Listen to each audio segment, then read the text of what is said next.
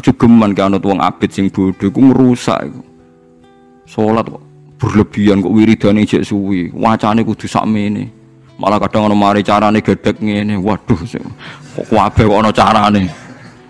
Ndak usah berlebihan begitu, biasa mawon. Kok kita ora tau roh piye carane mencintaine umat ning Kanjeng Nabi Muhammad sallallahu alaihi wasallam. Mulane masyhur teng Twitter niku masyhur. Dan ini bisa dikonfirmasi tapi masyhur. Cerita ini saya tidak bilang sahih tapi masyhur. Sayyid Muhammad itu pernah mukasafah di makamnya Rasulullah. Ketika ada satu kelompok saf awal, Sayyid Muhammad tanya, "Man hum ya Rasulullah?" Qal hum ashabi. Saf kedua masih hum ashabi. Tapi wa mi warohi aswidatun azimah. Ada kelompok yang lebih besar, banyak sekali. Terus Sayyid Muhammad tanya, "Man hum ya Rasulullah?" Hum al-Indonesian. Itu orang-orang Indonesia mencintai saya. Ketika beliau sadar, sampai beliau bilang saya mencintai Indonesia. Ternyata apa? Maulid di Indonesia itu yang bertato saja muludan. Itu tidak ada di negara lain. Sing ora salat pun muludan. Berarti belum ada orang mencintai Nabi kayak orang apa? Indonesia. Sampai kiai pertama yang nerima cerita itu, bareng ngecek, waduh, sing tatonan deh mulut. Ya kita tidak pernah tahu cara mereka mencintai Nabi. Tapi saya pastikan di kitab-kitab itu ada riwayat Nuaiman itu pemabuk. Tapi dia ini mau mabuk yang terminal, mabuk ngarepe Nabi. Ya ditakzir be Nabi. Nah itu kita tidak pernah tahu. Kowe kan gak ditakdir ngono lho, kowe aja mikir awam dhewe, kowe ora ditakdir dadi wong iku. Lah makanya ya soal munafik ning zaman Nabi iku munafik bodoni wong sing jelas bener. Sementara wong sing bodoni kita iku bodoni wong sing ora jelas. Misalnya kita jadi kiai untuk duit proposal, untuk duit salam template, kan ya ora jelas niate sing ngekek iku piye. Lah terus kowe dibodoni wong, ya anggap ae khusukmu kadang bodoni wong, solem ya sing. Lan iki Hamid Pasuruan tau nangis ngendikan ngeten. Sowan teng Mbah Khalil niku pengasuh Pondok Sidogiri. Itu walhasil Pak Hamid itu sowan Mbah Khalil, kula niku soleh-soleh kula piyambak kok ujug-ujug dadi pangeran. Jadi kamane kan Pak Hamid itu orangnya soleh, khusyuk. Beliau soleh, alim, istiqomah jamaah, istiqomah sholat qobliyah ba'diyah. Tapi setelah terkenal khusyuk karena ya orang sowan terus ngasih uang, ngasih macam-macam. Beliau sebagai orang ulama betul, ulama benar itu kan kecewanya kok khusyukku jadi duit. Karena Mbah Hamid raruhin, cara kita orang nggak benar kan, wah ini bagus lah kan gitu. Tapi beliau itu nangis sowan Mbah Khalil.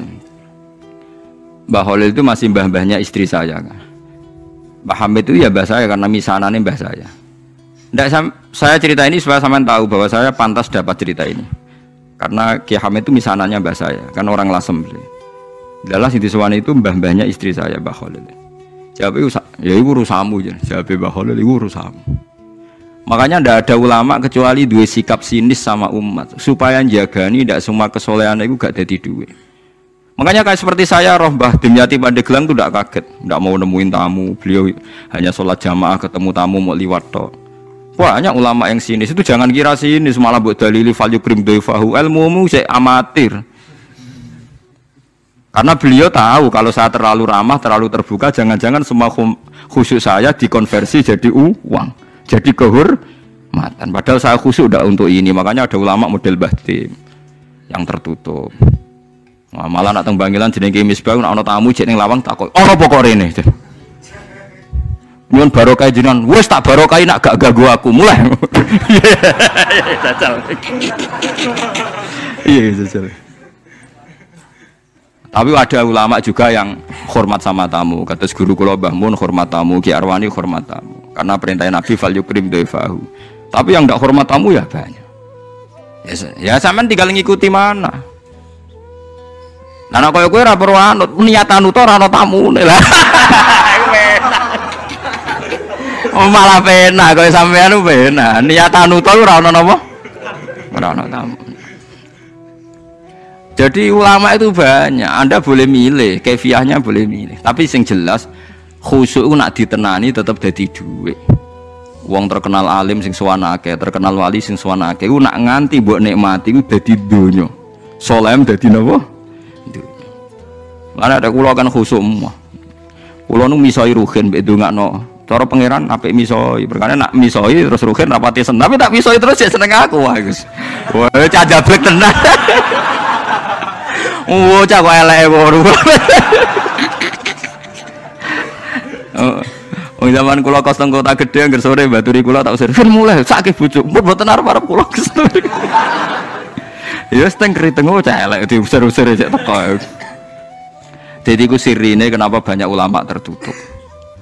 Jadi ulama tertutup ya duwe alasan. Kau khawatir semua kesalehannya nanti terkonversi jadi wah. Banyak juga ulama yang seneng tamu, seneng umat piye iki titipane Kanjeng Nabi dihormati. Ya fakulun ala hakin semuanya benar. Nah, kamu tinggal milih yang mana. Cuma saran saya ke milih ndi wae kan wis ra ono tamu. Jadi ke wis bener. Perkara nih solehmu aman rada tidur, we alhamdulillah. Tapi kadang jadi hasud, lah itu musibah.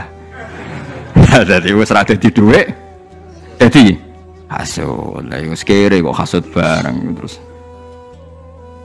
Paham? Jadi ini masalah mulane ngaji lu sing kata. Makanya ulama itu harus ngomong terus sebanyak-banyaknya karena kita tidak pernah tahu potensi sing dikersano Allah Subhanahu wa taala. Nabi Musa itu kalimullah, ternyata donga udan butuh bareh. Riyen para sahabat kados Umar, Sayyidina Ali top-tope sahabat. Mbek Kanjeng Nabi dipeseni apa kon njaluk donga Uwais Al-Qarni, pemuda desa mau tukang ngangon wedhus. Alim-alime tiyang arek Imam Syafi'i. Niku angger sumpek goleki kancane jenenge Saiban Ar-Ra'i. Saiban alim-alim wong penggaweane ngangon wedhus. Imam Syafi'i dadi qadhi, dihormati mbek raja, ahli fikih formal. Mulya uripe Imam Syafi'i. Tapi nak sumpek goleki Saiban Ar-Ra'i. Mereka anggar kabeh kiai kok duwe dhuwit mulya kok wong mikir wajar kaya tenanan mulang lah apa-apa terjamin. Tapi nak kiai melarat kabeh ya repot. Nanti men seneng sholat lah ora iso buka toko nyerah ora sing dibuka. Artinya sama-sama bisa disalahkan. Engko nak kiai sugih ayam mulang jare mergo duwe dhuwit. Kiai melarat sregep mulang ya pancen ra buka toko nyerah dhuwit.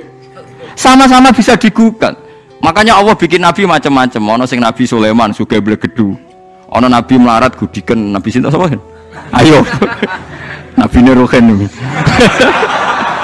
Wah hafal ya, bangsa nabi melarat-melarat itu hafal. Kelirune dekne Nabi aja pada akhirnya akan kaya. Lah dekne ra iso niru sing pada akhirnya iku. Saiban Ar-Ra'i niku alim-alime tiyang niku Imam Syafi'i ketika tanya jawab sama Saiban Ar-Ra'i itu sampai muridnya itu tersinggung. Saya baca ini di Ihya di beberapa kitab dan di Takwiyah ketika saya ikut majelis muashalah Said Umar Hafid di Langitan. Itu beliau ketika cerita ini. Tapi cerita ini masyhur, bainal ulama memang masyhur. Itu Saiban Ar-Ra'i ditanya. Sampai muridnya Imam Syafi'i tersinggung, misluka tasalu hadzal badi. Alime jenengan kok takok wong bedui. Mereka menggawe ngon wedhus, ya wong kumuh. Bareng muridnya ngerti dialek Imam Syafi'i ditakoki Imam Syafi'i cara kowe wedhusmu wajib zakat ta ora padahal wedhuse mung 7 ala madzhabika am ala madzhabi cara madzhabmu ta madzhabku ala madzhabika ya nek cara madzhabku ya wajib aku diri wedhus sithik tak zakate akeh tak zakate mergo donya mesti ana subhate apa ana subhat ngenteni nak akeh iku madzhabi fikih amatir lho ada zakat ngenteni wedhus 40 apa nak 5 gak subhat dagang ada zakatnya ngeteni nak nisab apa nak sidik gak subhat dunyane rugen lho sidik lah ke subhate bodoh nak jenenge donya lho kita kan lucu kan zakat ngenteni sak nisab lho apa nak rasa nisab gak ono subhate